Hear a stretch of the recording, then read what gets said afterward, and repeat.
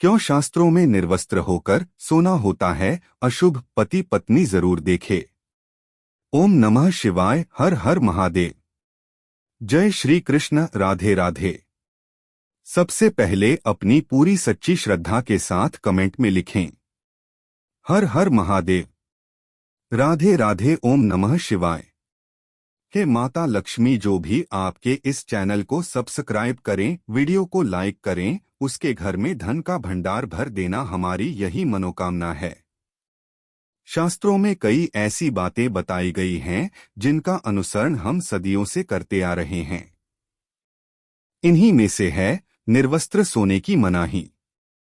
जाने आखिर क्यों ऐसा करने से मना किया जाता है और इससे क्या समस्याएं हैं। हमारे शास्त्रों में कई ऐसे नियम बनाए गए हैं जिनका पालन करना हमें जरूरी लगता है। जिस तरह खाने के नियम बनाए गए हैं, वैसे ही सोने को लेकर भी कई ऐसी बातें बताई गई हैं जिनका पालन जरूरी माना जाता है। ऐसा कहा जाता है कि सोने के कुछ नियमों का पालन करने से आपको अच्छी नींद तो मिलती ही है और मानसिक स्थिति भी अच्छी बनी रहती है।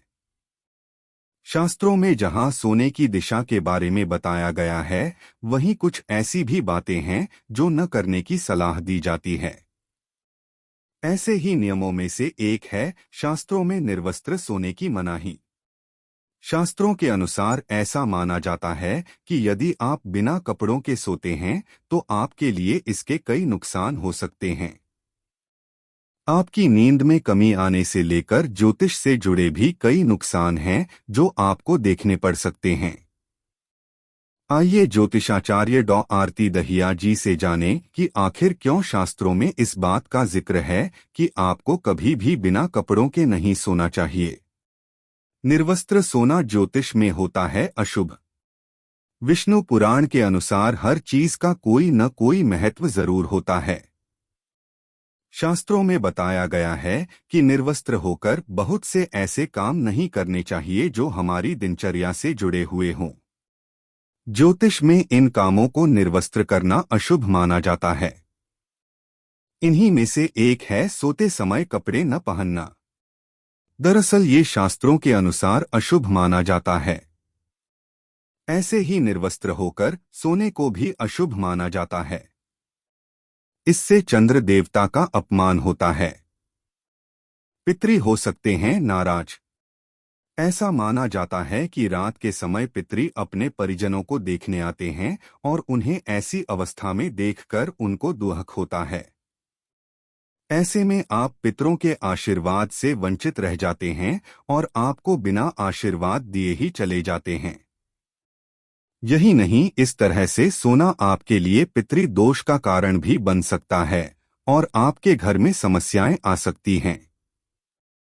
इसके साथ ही यदि रात को आप निर्वस्त्र सोते हैं तो सारी नकारात्मक शक्तियां आपके ऊपर हावी हो सकती हैं।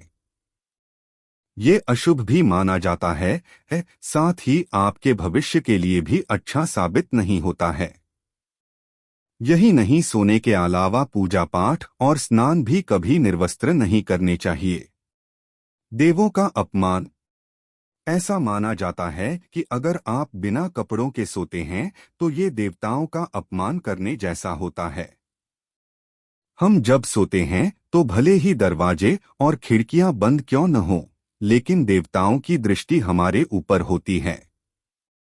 इसलिए नग्न अवस्था में सोना देव गणों का अपमान करने जैसा माना जाता है। राहु हो सकते हैं नाराज। ऐसा माना जाता है कि बिस्तर पर राहु का वास होता है और यह ऐसा छाया ग्रह है जिसे सदैव प्रसन्न रखना चाहिए, अन्यथा घर में समस्याएं आ सकती हैं।